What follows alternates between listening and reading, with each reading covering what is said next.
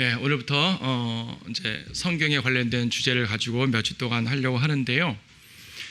저는 이번 이 강좌를 통해서 변개된 성경에 대비해 우리가 올바른 성경을 믿고 따라야 된다는 것이 기본 메시지가 되겠지만요. 구체적으로 말하면은 개역 성경 및 이 변개된 성경들에 대해서 이제 그쪽을 포인트로 삼아서 강의할 겁니다. 킹제임스 쪽 내에 있는 다른 번역본들은 저의 강의 비평의 대상이 되지 않을 것입니다. 이 강좌에서는 그것을 목적으로 하지 않을 겁니다. 물론 이제 강의하다 보면 부분적으로 언급을 할 수가 있고 부분적으로 이건 좀 잘못됐습니다라고 말할 수 있겠지만 그것이 이 강좌의 주제는 아닙니다. 저의 포인트는 킹제임스 신약 내에 있는 다른 성경들이 아니라 개역 성경 및 변개된 원문을 가지고 있는 성경들이라는 사실. 그래서 하나님께서 어떻게 이 성경을 보존해 주셨고 우리가 믿고 있는 성경이 얼마나 중요한지 우리의 믿음이 어떻게 여기에 뒷받침되어야 되는지 이 부분이 될 거예요. 오늘은 서론으로서 간단하게 바른 성경이 되지 않으면 올바른 교리가 무너진다는 것을 우리가 성경 구절을 통해서 몇 구절 이제 짚어보고자 합니다. 왜 바른 성경이어야 하는가? 성경의 기록 목적, 지난번에 다른 특강에서도 언급드린 바가 있지만 성경의 기록 목적은 디모데 후서 3장에 자세히 나와 있습니다. 모든 성경은 하나님의 영감으로 주어진 것으로 교리와 책망과 바로잡음과 우로 훈육하기에 유익하니. 그렇죠? 네 가지가 분명히 주어져야죠. 하나님의 말씀을 통해서 우리가 올바른 교리를 얻어야 돼요. 성경이 틀려지면 올바른 교리가 되지 못하기 때문에 예를 들어서 구원론이 잘못됐다. 그러면 구원 못 받는 거 아니에요, 죄인들이. 그 구절을 통해서. 그렇죠? 구원은 받았다 할지라도 성령론이 잘못됐다. 그러면 우리가 주님을 의지하며 사는 것은 상당히 치명적일 거 아니겠어요? 구원의 영원한 보장을 오류를 범하게 번역되어 있다든지 말입니다. 곤란하죠. 교회론에 대해서 많은 교리들이 있지만 그 교리들을 잘못 전달하면 우리의 신앙생활에 치명적인 오류를 범할 수밖에 없는 것이죠. 이렇게 교리와 책망과 바로잡음과 우로 훈육을 성경을 통해서 하게 되면 결과적으로 우리가 하나님의 사람으로서 온전하게 성장할 수가 있는 것이고요. 또 영적 군사가 될 수 있도록 철저하게 모든 일에 구비가 될 수 있는 것이죠. 주님의 충만하심의 장성한 분량에 이룰 수 있도록 하는 것이 이제 성경을 통해서 우리에게 주시는 하나님의 뜻이란 말입니다. 그래서 하나님의 영감을 말하는데 하나님의 영감으로 주어졌다고 그러잖아요. 영감이란 말은 하나님께서 입에 호흡으로 주셨다는 말이기 때문에 하나님이 직접 말씀하신 거다라는 개념이에요. 물론 성경은 사람에 의해서 썼습니다. 모세를 통해서 쓰셨고 바울을 통해서 쓰셨고 사람을 통해서 쓰셔서 그 사람의 그 개성과 문투가 남아있긴 하지만 하나님은 그것마저도 쓰셔서 그런 것이지 하나님의 영감이 인간의 사고방식에 의해 제한되는 건 절대로 아니고요. 그래서 비록 인간을 통해서 썼지만은 하나님이 직접 쓴 거랑 진배 차이가 없는 것이 영감이라는 개념이에요. 하나님의 입김, 하나님의 말씀이거든요. 예수님이 직접 말씀하신 것고 예수님 이 자리에 계셔서 직접 말씀하신 말씀의 권위와 기록된 말씀의 권위는 다르지 않아요. 다르지 않다는 사실, 그걸 분명히 이게 바로 영감이라는 개념입니다. 그래서 교리, 책망, 바로잡음, 우로 훈육 하나님께 본질에 반영됐다는 말이거든요. 교리도 말씀드렸지만은 책망, 말씀이 잘못되면 내가 책망을 잘못 받는 거 아니겠어요? 내가 잘못된 행위로 책망을 받아야 되는데 성경에 잘못돼서 책망을 안 받는다든지 내가 올바로 행했는데 잘못된 구절 때문에 엉뚱하게 책망받으면 곤란하고 내가 이렇게 바로잡혀야 되는데 바로잡히지 못한단 말이에요. 나를 바로잡을 수 있는 말씀이 안 되면 곤란하잖아요. 성경이 변개되면 그것이 안 된다는 얘기죠. 그래서 이런 것들이 틀어지면 변개예요. 오해하지 말 것은 언어 차이에 따라 가지고 표현 방식이 다른 걸 변개라고 말하지 않습니다. 심지어 같은 유럽 언어끼리는 문장 구조가 비슷하기 때문에 전치사나 관사까지도 다 번역이 되지만 동양 언어하고는 스타일 자체가 다르기 때문에 때때로는 전치사, 어떤 이제 관사, 접속어 같은 것들이 생략되거나 없는 거에 들어갈 수도 있어요. 이건 의역이 아니라 직역의 개념에서 그것이 가능한 거예요. 이런 것을 변개라 말하지 않아요. 이런 것까지도 변개라고 말하게 되면 곤란하다. 근데 실제로 극단적인 분들은 그렇게까지 말하는 경우가 있거든요. 우리는 이런 것들을 잘 살펴야 돼요. 근데 가장 기본이 뭐냐면 교리, 책망, 바로잡음, 우로 훈육 이 성경의 기록은 목적이 어긋나면 변개예요. 물론 이렇게 말할 수 있죠. 직접 교류하고는 어긋나지 않았어도 그래도 잘못 번역되면 안 되지 않습니까? 예, 맞아요. 직접 교류와 연관되지 않는다 하던 일반 평상적인 구절도 변개되면 안 되는 건 맞죠. 하나님 쓰신 거니까 그건 당연한 것인데 우리가 초점 주어야 될 것은 바로 이 부분들임을 우리가 잊으면 안 된다는 사실입니다. 자, 성경 변기로 틀어진 이런 그 많은 교리들 보죠. 몇 개만 살펴보죠.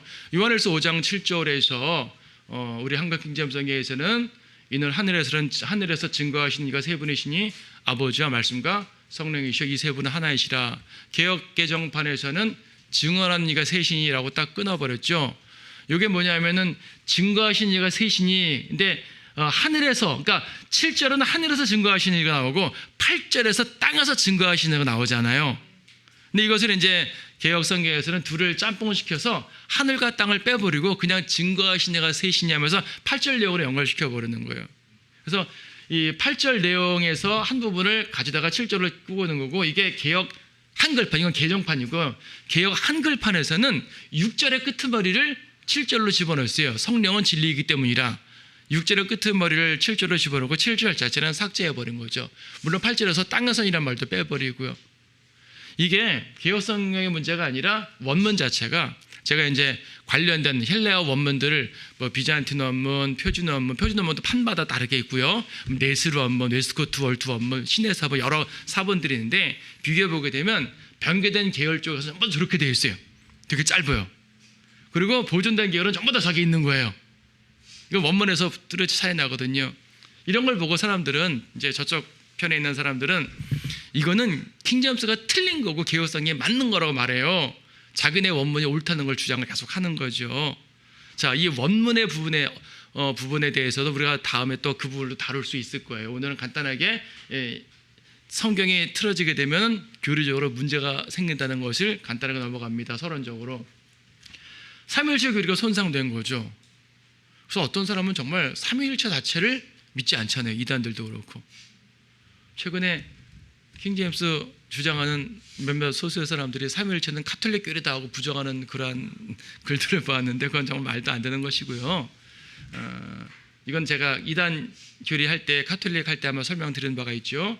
그건 지극히 성경적 교리입니다. 요한일서에 분명히 나와 있잖아요. 그래서 이 구절이 참일치를 직접 말하는 가장 직접적 구절인데 이 구절에 빠지게 되면은 증명이 안 되죠. 그래서요, 성경적 진리로 분명하잖아요. 삼위일체는 분명하잖아요. 예수님은 하나님이시고 성령님도 하나님이시고.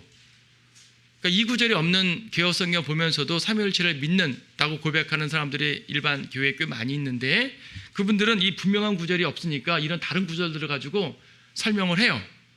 하지만 결과적으로 마지막 한 점을 찍지 못하는 거죠. 물론 이런 구절들도 예수님의 신성을 말하는 구절이기 때문에 삼위일체를 주장하는 중요한 구절들인 건 맞아요. 근데 마지막 정점이 빠지잖아요. 이 구절이 없음으로써. 그러니까 이런 것 때문에 삼위일체를 부정하기도 하고 삼위일체를 믿는다고 하면서도 증명하지 못해서 혼동하는 사람들이 꽤 많죠. 그러니까 딴 거 아니에요. 그들이 올바른 믿음을 갖고 있으면 올바른 믿음이 증명되는 성경을 보란 얘기예요. 왜 그걸 안 보면서 올바른 믿음을 증명하려고 애를 쓰냔 말이죠. 그렇죠? 자, 삼위일체를 말했지만 삼위일체는 아버지, 아들, 성령 셋을 다 다루는 거지만, 제가 자주 말씀드렸던 것처럼 성령님도 하나님이시고 다 맞지만 삼위일체 논쟁의 포인트는 예수님이 하나님이니, 이거 포인트라고 그랬어요. 그래서 예수님이 하나님이냐를 다루는 것이 성경에 많은 부분 나오는데, 변개된 성경은 바로 예수님의 신성을 격화시키는 부분을 상당히 많이 자행했다라는 걸 보는 거죠. 그래서 이제 어떤 것이 있냐면 디모데전서 3장 16절에서 경건의 신비는 논쟁이 없이 여지없이 위대하도다. 하나님께서는 육신으로 나타나셨고 성령으로 오르게 되어 있으면 뒤에 또 구절들 더 있어요. 자, 이 중에서 포인트가 뭐죠? 하나님께서는 육신으로 나타나셨다. 이 말은 무슨 말입니까? 육신으로 나타나신 그분이 하나님이란 말이죠. 자, 이 구절을 보게 되면 누구라도 예수님을 말하는구나 알죠. 예수님이 육신으로 오신 걸 누구나 이 구절 갖고 다 알아요? 자, 근데 육신으로 오신 그분이 하나님이냐 아니냐는 다른 차원인 거죠. 그래서 개혁성경은 어떻게 되어 있습니까? 크도다 경건의 비밀이요 그렇지 않다 하나니 없도다. 그는 육신으로 나타난 바 되시고. 자, 그는. 자, 킹제임스 성경이나 개역 성경이나 이 구절이 예수님을 가리킨다는 것은 여지없어요. 누구나 알아요. 개역 성경 보는 분들도 저걸 가지고 당연히 예수님이지라고 알아요. 근데 육신으로 오신 그분을 하나님으로 표현한 것과 그냥 그는으로 표현한 건 다르죠. 이 그는 예수님이 맞다니까요. 근데 이 구절 가지고 예수님이 하나님인 건 증명이 안 되잖아요. 그렇죠? 하나님께서는이라도 해야지 육신으로 오신 그분이 바로 하나님이구나라고 알려주는 구절인데 이 구절에서 하나님이라는 말을 그는으로 바꿨어요. 개역 성경이 바꾼 게 아니라 개역 성경이 차용한 원문, 변개된 헬라어 원문이 이렇게 바뀌었다는 얘기죠. 그래서 다음 시간에 원문 비교를 할 텐데요. 자, 그래서 이 그리스도의 신성을 파괴하는 교리가 형성되어 버린 것입니다. 성경이 변개되면 교리가 파괴된다. 예수님을 하나님으로 믿죠. 많은 교회 사람들도. 그럼 예수님을 하나님으로 올바로 기록한 성경을 보란 얘기예요. 왜 그걸 안 보면서 예수님을 하나님이라고 말하냐는 얘기죠. 그렇죠? 예. 자, 성경적 진리가 뭡니까? 육신으로 오신 그분은 하나님이란 얘기예요. 성경에서 예수님을 하나님의 아들이라고 표현하기도 하고 하나님이라고 표현하기도 하지만 하나님의 아들이라는 말은 그분의 신성을 말하는 거기 때문에 결과적으로 예수님이 하나님이라는 그 말입니다. 또 어떤 교리가 또 틀어집니까? 자, 스가랴 12장 12절 보게 되면요. 그러면 그들이 찔렀던 나를 쳐다볼 것이요. 여기서 이거는 이제 일부만 인용됐으니까 성경 전체를 보면 구절 전체를 보게 되면 스가랴 12장이죠. 12장 10절 말씀. 또 내가 다윗의 집과 예루살렘의 거민들 위에 은혜와 간구의 영을 부어주리라. 여기서 내가가 누굴까요? 내가. 당연히 하나님이죠. 그렇죠? 문장 속에서 화자가 하나님 맞죠? 물론 스가랴가 예언한 거지만 하나님의 말씀입니다. 그러면 그들의 찔렀던 나를 쳐다볼 거죠. 그러면 나가 누구예요? 하나님이죠. 하나님의 찔림받았다는 말이잖아요. 하나님 찔림받은. 근데 찔림받은 분이 구체적으로 누구예요? 예수님이죠. 하늘에 가신 여호와 하나님이 어떻게 찔림받아요? 그분이 육체로 오셔가지고 못에 찔림받고 채찍에 창에 찔림받으신 거예요. 그런데 당연히 그들이 찔렀던 분을 쳐다본다. 당연히 예수님을 쳐다보는데 주님이 오시게 되면 주님을 쳐다본다. 계시록에도 이 말씀하지만요. 그분을 본다. 찔렀던 그분을 본다는 말인데 예수님을 본다는 말인데 그 예수님을 가리켜서 스가랴에서는 그들이 찔렀던 나를 쳐다볼 것이요 함으로써 그 예수가 곧 나다 그 말이에요. 하나님 입장으로 지금 말할 때. 그렇죠? 그러므로 삼위일체가 딱 증명되는 말씀이고요. 예수님이 하나님이란 말이잖아요. 이것을 계시록에서 인용될 때는 그를로 돼 있어요. 왜냐하면 삼위칭적인 표현을 하니까 예수님을 쳐다본다는 말이죠. 그러니까 신약에서 그를, 구약에서 나를 둘을 연결시켜 보니까 예수님이신 그분이 바로 하나님인 나구나. 이게 연결되는 거죠. 그런데 개역성경에는 계시록에서 그를 돼 있다고 스가랴를 그를로 바꿔버린 거예요. 그들이 찌른 바 그를 바라보고. 자, 스가랴서를 뽑게 되면 지금 하나님께서 말씀하십니다. 또 내가 다윗의 집과 예루살렘 거민들 위에 은혜와 간구의 영을 부어주리라. 그러면 그들이 찔렀던 그를 쳐다볼 것이라. 그러면 하나님께서 이렇게 역사하시는데 그럼 사람들이 예수님을 쳐다보겠구나. 결과적으로 맞죠. 하나님이 역사하시고 사람들은 재림한 예수님을 쳐다보고. 그런데 재림한 예수님 그분이 곧 나다. 그 말이 빠져버렸다는 얘기라니까요. 예수님의 신성을 파괴시킨 거예요. 파괴시킨 거예요. 여러분 그 개역성경을 개역과 전판 혹시 집에 성경이 있으면 보세요. 요거 보게 되면 각주 해가지고 어떤 사본 다른 사본에는 나를로 되어 있음. 어떤 사본에는 그를로 되어 있음.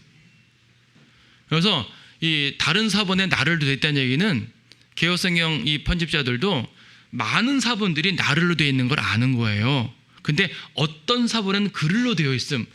왜 하필은 많은 사본이 아니라 어떤 사본을 모델로 삼아서 본문을 썼을까요? 그 사람들은. 그게 나중에 설명드리겠지만 그게 바로 신의 사본, 바티칸 사본인 거예요. 이 변개된 성경 사람들이 제일 좋아하는 그 사본이 신의 사본, 바티칸 사본인데 이 사본들의 중요성에 대해서는 별도로 강조드리겠지만 바로 이제 개역성을 볼 때 나눠주의 어떤 사본에는 이런 말 종종 나오죠, 그렇죠? 그게 바로 그런 개념이라는 걸 또 알 수가 있어요.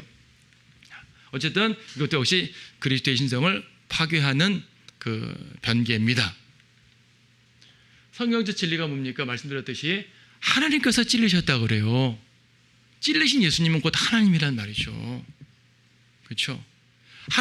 하나님이신 그분이 인간으로 오셨고, 그분이 찔림 받아 죽으셨고, 비록 그분은 버림받은 상태에서 인간의 모습으로 죽으셨지만은, 그러나 그분은 여전히 하나님이신 것이고, 그렇죠?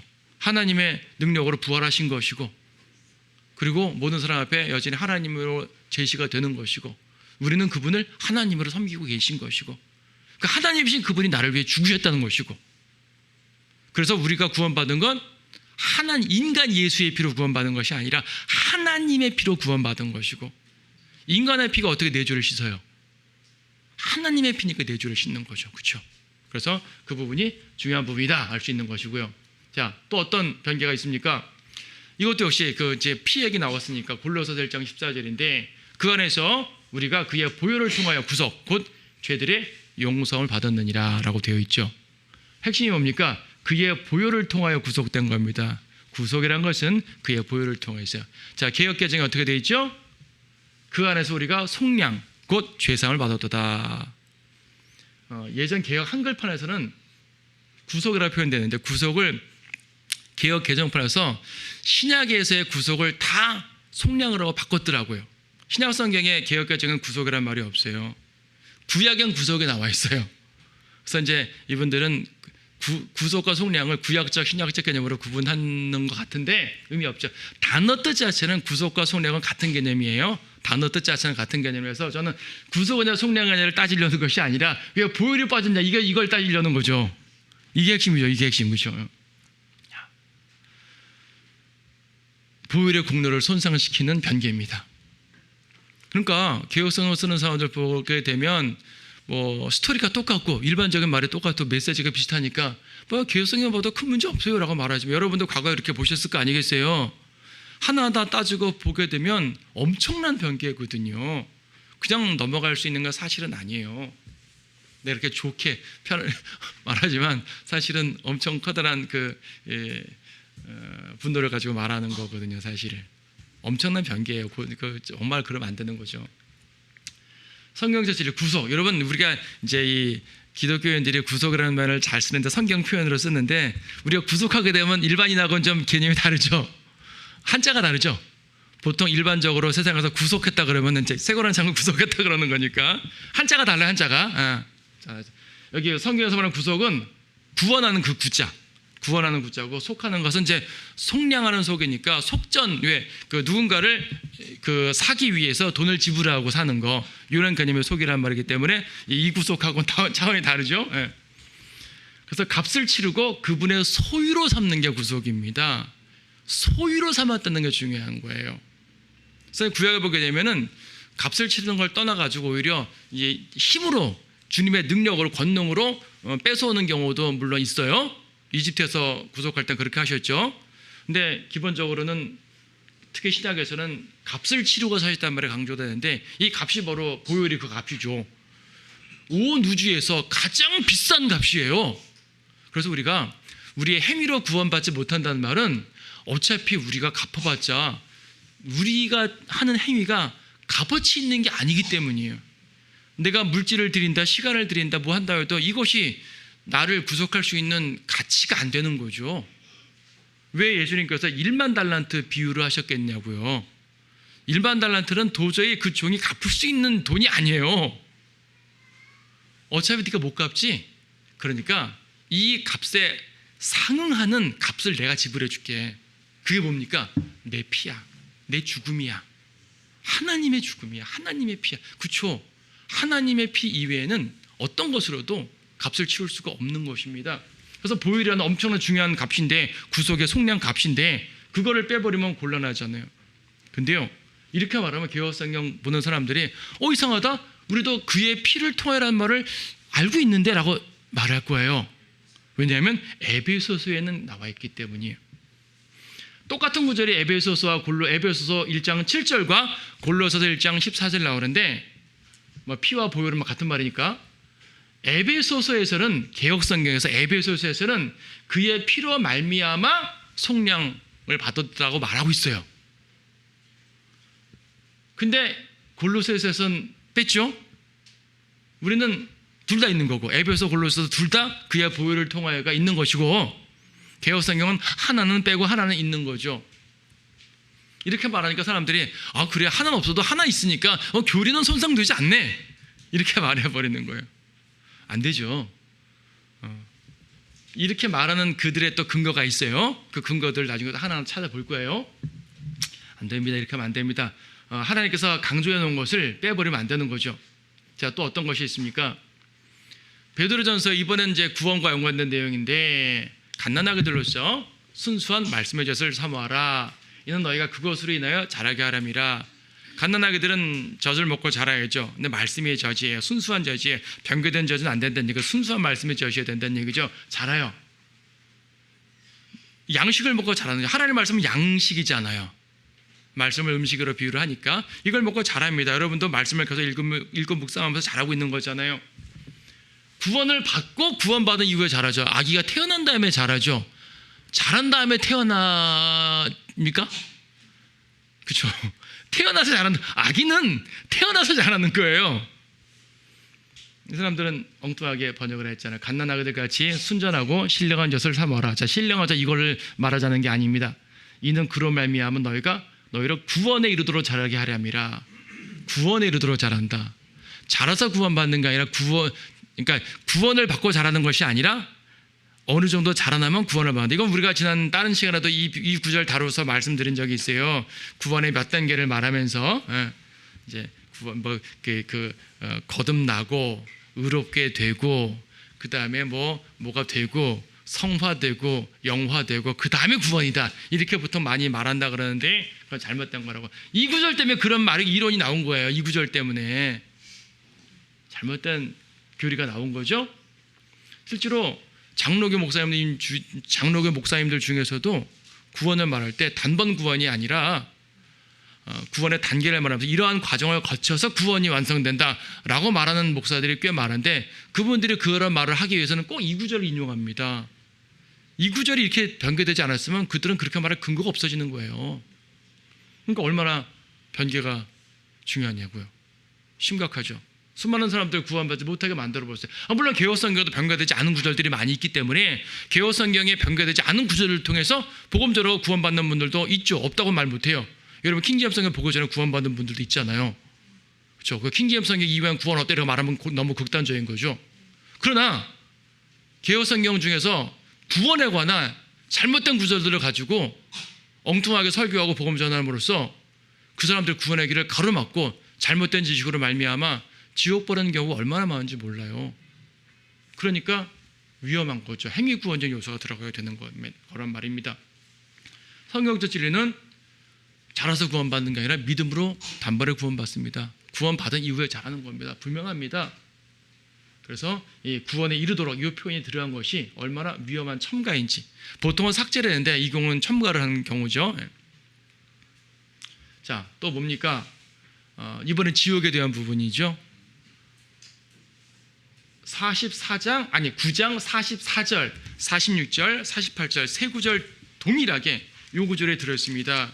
그곳에는 그들의 벌레도 죽지 않고 불도 꺼지지 아니하느니라. 네, 9장 44. 왜 44, 45, 46이 다 그러냐면 지금 43, 44가 짝이고 45, 46이 짝이고 47, 48이 짝이에요. 지금 이 경우 43, 44, 43절은 내 손이 실족하면 잘라버리라. 손에 대해서 언급하면서 그것은 벌레도 죽지 않는다, 불도 꺼지지 않는다 말하고 있고요. 45절에서는 발에 대해서 언급하고 있고요. 47절은 눈에 대해서 언급하고 있어요.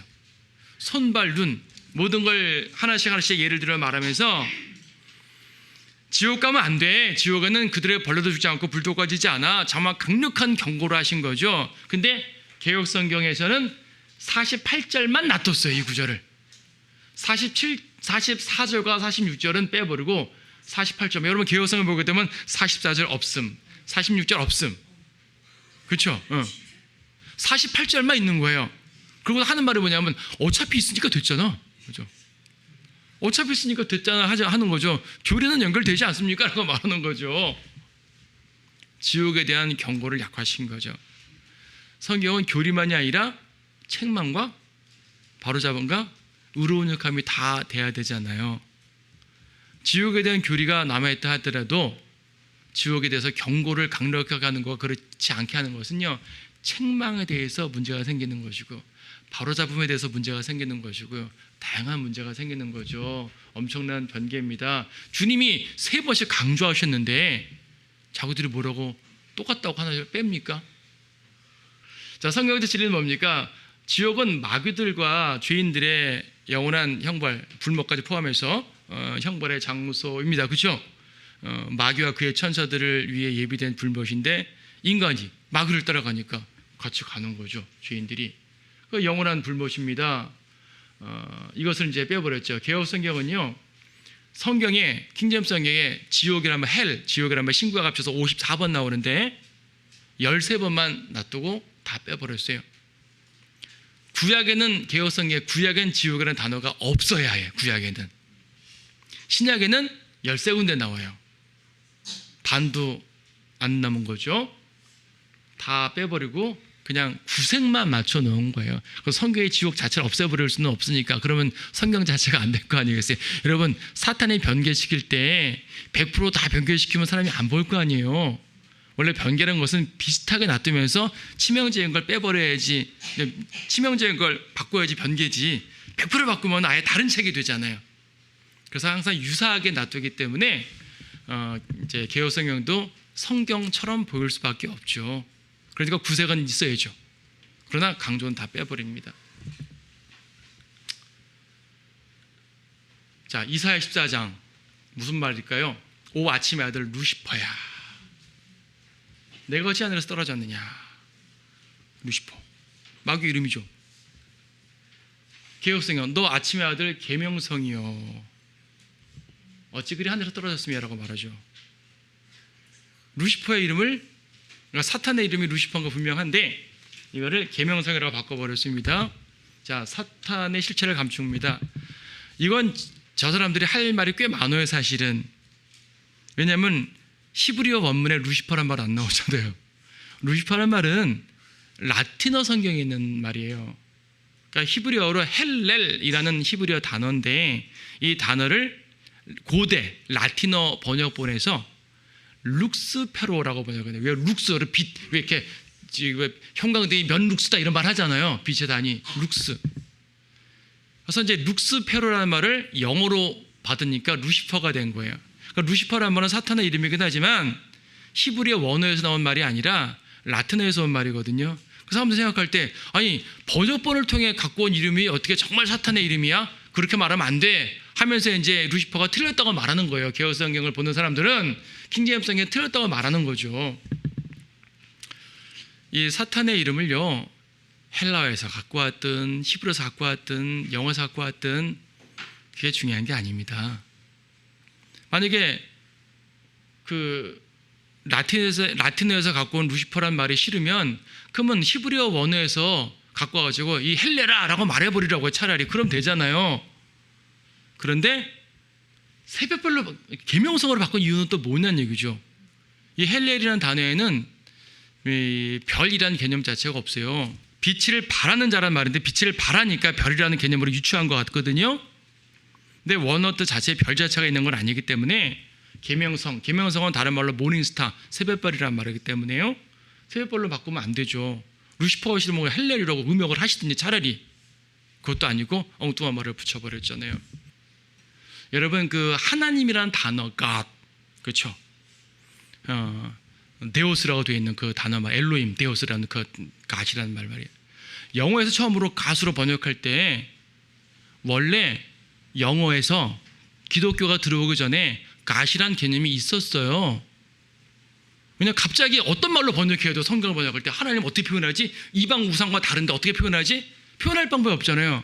신이라는 단어를 쓰는 거예요. 다만 그래서 소문자 대문자 구분해서 기독교 하나님과 일반 신하고 구분하죠.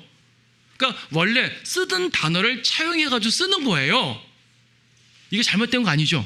그 엘로힘이라고 말해도 처음부터 영어에서도 킹제임스에서도 갓이란 말 자체가 영어에 맞게 번역한 말이에요. 말 자체가. 그렇죠? 그렇죠? 그거 자체를 뭐라 그러면 안 되는 거예요. 지옥. 성경에서 지옥이라고 번역하고 우리말 지옥. 지옥이라는 말을 번역하기 전에 지옥은 이미 우리나라 사람들 쓰고 있는 단어였어요. 성경에 들어오면서 처음 지옥 쓴 거 아닙니다. 어디서 썼는 줄 아세요? 불교에서 썼던 말이에요. 지옥은 불교인들이 썼던 말이에요, 원래. 그럼 성경이 불교 용어 들어갔네? 라고 놀랄 거 없어요. 불교에서 시작됐지만 이미 한국말 속에 지옥이라는 개념으로 쓰워지고 있는 말이에요. 그럼 성경에서 말하는 지옥이, 이 헬이 가장 합당한 번역이 지옥이란 말이죠. 성경의 지옥을 불교에서 갖고 오다 말할 필요가 없는 거잖아요. 언어의 차용, 번역할 땐 언어가 차용되는 거예요, 원래 그렇게. 킹제임스 성경이 번역되기 전부터 영국에서는 이미 라틴어 성경을 쓰는 과정에서 라틴어를 영어식으로 표현하는 방법 속에서 루시퍼란 말을 계속 해왔던 거예요. 영어를 쓰는 사람들 머릿속에 사탄의 이름을 루시퍼라고 성경적으로 라틴어 성경을 통해서 머릿속에 들어와 있는 거예요. 사탄의 이름은 루시퍼인 거예요. 킹제임스 성경 번역할 때 루시퍼가 라틴어에서 왔으니까 잘못 번역했던 거네. 오케이, 원어에 맞춰서 다시 번역하자 라고 하지 않고 이미 차용되어서 널리 쓰고 있는 보편적인 언어이기 때문에 그 말을 쓴 거예요. 자, 언어를 번역할 때 차용한 것이 뿐이지 그 존재가 사탄이라는 존재가 바뀌진 않죠. 이사야 14장 문맥을 보면 사탄을 의미한 사탄에 대한 언급이에요. 사탄을 말하는 거라고요. 루시퍼가 싫으면 헬렐이라고 하라니까요, 그냥.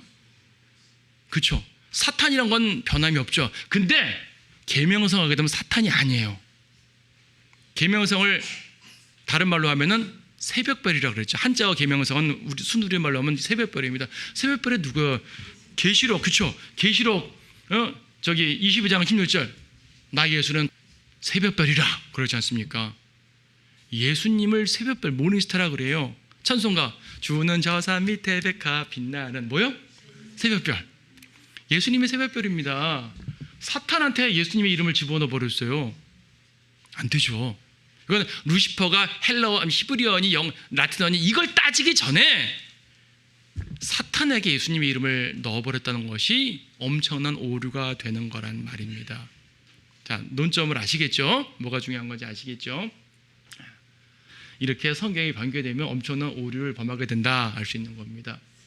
자, 이렇게 말하면 개혁성경 옹호자들은 어떻게 변명을 합니까? 크게 두 가지로 변명을 하는데요. 첫 번째 소극적 변명은 뭐냐면 다른 구절에도 유사한 말이 있지 않냐? 아까 보혈 문자 말할 때 골로새서도 없지만은 에베소서도 있으니까 관계 없지 않냐? 다른 구절에서 증명하니까 교리에 문제 없지 않습니까? 괜찮지 않습니까? 라고 말합니다.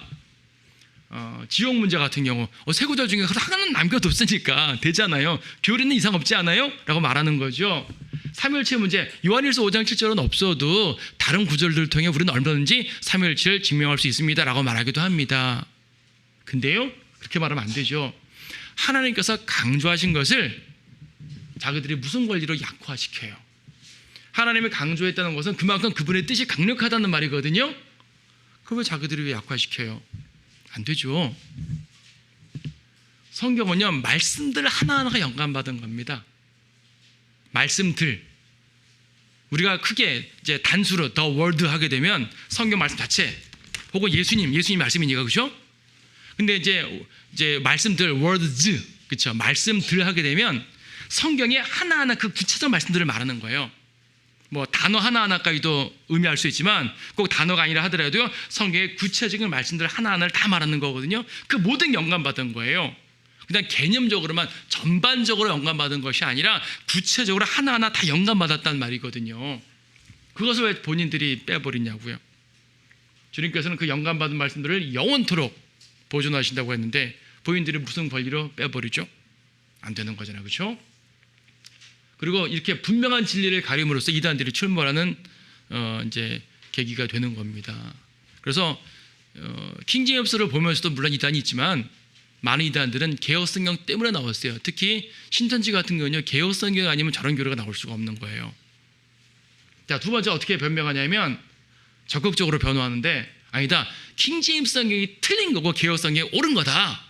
이 구절은 삭제된 것이 맞는 거고 킹제임스가 첨가시킨 거다 말하는 거죠. 원래는 지옥도 한 구절만 있는 것이 맞는데 킹제임스 쪽에서 이것을 필요 이상으로 강조해 버린 거다 이거죠. 나중에 말씀드리겠지만 이렇게 이런 게 있어요. 사본을 이렇게 필사하잖아요. 옛날에는 이렇게 지금 저 복사하는 게 아니라 손으로 필사하니까 솔직히 여러분 필사 한번 해보셨어요? 졸리기도 하고 힘들잖아요. 실수할 수가 있겠죠, 누구라도. 그래서 이제 구약을 필사했던 서기관들은 그 실수를 막기 위해 3명이 팀을 짜서 한 사람을 쓸 때 2명에서 쳐다보기도 했대요. 그리고 피곤할까 봐 돌아가면서 쓰고요. 몇 시간 넘기지 않고 쉬고 하고요. 그거 다 기록한 다음에 확인하고요. 이렇게 철저하게 했다고 그래요, 유대인들은. 근데 신약은 좀 그렇게 안 했으니까 다를 수가 있죠. 피곤하고 실수할 수도 있겠죠. 그러면 생각해 보세요. 여러분, 실수로 한 단어를 빼는 게 쉬울까요? 실수로 구절을 중복해서 막 쓰는 게 쉬울까요? 그래서 사람마다 다를까요? 다를 수도 있겠죠. 실수로 중복해서 썼대요. 이 사람들이 그렇게 주장하는 거예요. 원래 한 구절밖에 없는데 쓰는 사람들이 여기서 이 구절도 졸려가지고 한 구절 한 번 더 쓰고, 뭐 졸려서 하든 의도적으로 하든 어쨌든 강조하기 위해서 반복을 억지로 했다는 말입니다. 그러니까 그들은 완전히 거꾸로 말하는 거예요. 이렇게 말하는 근거가 있어요. 웨스트코트 홀트라는 이 성경 변교자들이 이론을 만들었어요. 똑같은 본문인데 똑같은 구절이었는데 짧은 본문과 긴 본문이 있으면 짧은 본문이 우선한다라는 규칙을 세웠어요. 아까 요한일서 5장 7절. 우리 성경은 긴 본문이잖아요. 개역성경은 짧은 본문이고 어떤 사본이 맞지? 짧은 본문이 우선된다라는 규칙을 웨스트코트 홀트가 세워버렸어요. 그래서 웨스트코트 홀트 이후로 나온 모든 성경 변교자들은 그냥 신학교에서 그걸 배우는 거예요. 그냥. 그래서 이게 옳은 거구나. 그래서 킹제임스는 첨가된 성경이고 개역성경은 바른 성경으로 생각을 합니다.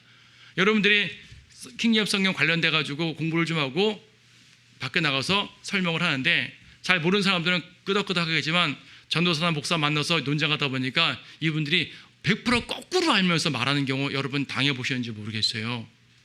100% 거꾸로 말하거든요. 저 사람 너무 거꾸로 알고 있는데 그렇게 알고 있는 지식의 근거들이 있는 거예요. 이 시간에서는 이 강좌에서는 그 근거들까지 제가 다루려고 해요. 다뤄가지고 왜 이것이 옳은 것인지를 여러분들이 판단하게 되면 아주 많은 도움이 될 겁니다. 그래서 그들은 필사본들에 대해서 아주 잘못된 지식을 갖고 있는 것이고요. 오히려 수많은 필사본들은 킹제임스 성경을 지지한다는 것. 여기에 대해서도 저분들도 저쪽 사람도 거짓말 많이 하는데 그 거짓말도 제가 설명을 해보려고 합니다. 이 강좌를 통해서. 자, 그래서 우리가 킹제임스 성경을 이제 한글 킹제임스 성경을 중심으로 할 텐데요. 우리가 바른 성경을 믿어야 되는 이유는 바른 성경이 아니면 우리 믿음이 틀어질 수 있기 때문이에요. 성경은 우리 믿음의 기반이고 근간이고 성경이 잘못돼 가지고 믿음이 잘못되면 누가 책임지겠어요? 사탄이 그렇게 만드는 거죠. 그래서 우리는 변개라는 표현을 쓰는데 변개는 성경이라는 말을 쓰잖아요. 그러한 말이 비록 다소 과격할지 모르지만 사실이거든요. 그래서 우리는 바른 성경을 분명히 알고 진리를 전파하고 또 그래서 이 시간에는 이 바른 성경 왜 바른 성경인지를 좀 증명하는 시간들을 가지려고 그래요. 그래서 때로는 약간 학문적인 얘기가 나올 수도 있어요. 신학적인 얘기가 나올 수도 있고 가능하면 저는 이제 신학적 학문적인 얘기는 안 하고 하는 것이 제 설교 원칙이긴 하지만 특별한 강조하니까 그렇게 이해를 하셔가지고 여러분의 많은 도움이 됐으면 좋겠습니다. 감사합니다.